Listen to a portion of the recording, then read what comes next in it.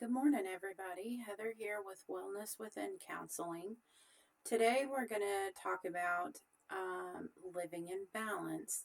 So, I feel like this is something I've used a ton in my practice with clients because sometimes we just need to get things down on paper and see it represented in another way besides just in our head so that we can actually see what we're doing rather than just think about what we're doing. So, we're going to talk about what living in balance means and what you can do to improve how you function day to day. So, I start with three questions here. Does your life feel balanced? Do you set aside time for yourself each day? And do you often try to get less sleep because there are not enough hours in the day? Let's take a look at how we can represent time in our life. So, this is like a pie chart, and if we break it down into the smallest of pieces, right? Um, there's work, sleep, and me time. Now, this person obviously works a lot, and many of us do. Many of us have jobs that require us to work a lot and dedicate a lot of time. One thing I want to mention about work is,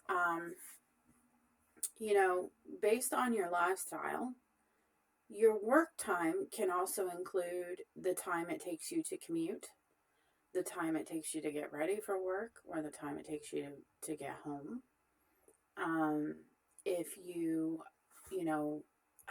have to do things from home for work, even if it's not technically a work hour or a designated time for work, that also counts as work time.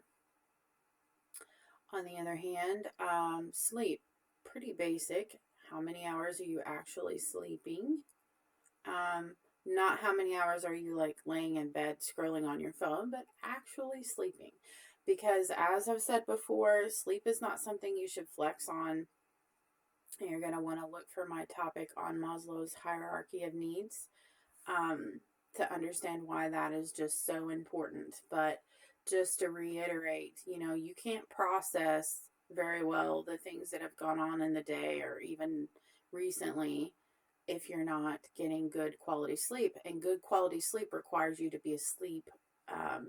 To even get to a deep sleep to be able to process things is around 3 to 4 hours. So it's very important. You don't function well if you're not getting enough sleep.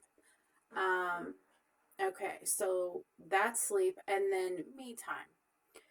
Don't confuse this with, doing everything for yourselves. This also includes your obligations. So that might be, cleaning house, running errands, things like that. What's important though is that you're setting aside a time to do those things. But it needs to be meaningful, right? Like there needs to be meaningful things. Are you doing self-care while you're in self-care? Yes, could be showering and, women oftentimes enjoy cleaning their houses or having hobbies, activities, things that you like to do, but also, getting those other things like your obligations done as well. So, you could potentially break this down a lot further, and look at how much time am I actually spending just on myself and not just on my obligations, right? But because I work with a lot of folks that are in early recovery, I try to simplify it a little bit so that it's easy to see. You know, in order for you to work at your best, to be at your best, to feel your best, you need to live in balance. And if this chart is wonky, kind of like this one is here, you're not gonna be doing your best. You're not gonna feel your best. You're gonna feel like you're kind of surviving, not thriving, right? Not living. So I tell people this usually can look kind of like a peace sign, and that's kind of how we know, um, that we're living our best, we're doing our best, we're living a life of balance. So I have an example of that to show you. You can see here how that kind of looks like a peace sign. And then there's just a general rule. 888. If you don't want to draw this out and you really don't want to do that, I encourage you to, but maybe you don't have time for that today. You can just think about how many hours of sleep am I getting? How many hours of work am I doing? And how many hours of me time do I have? And if they're all pretty close to 8, you're doing marvelous. And you're probably functioning pretty well. But if you're working a lot more, sleeping a lot less, and finding you're not able to get everything done, start by looking at this. Where is the balance in your life, and how can you get it back into a system that works good for you? So take a look at that. Let me know what you think. And if you have any questions, concerns, like I said, you can be a lot more detailed with this if you like. But this simplifies it and kind of helps you get back on track.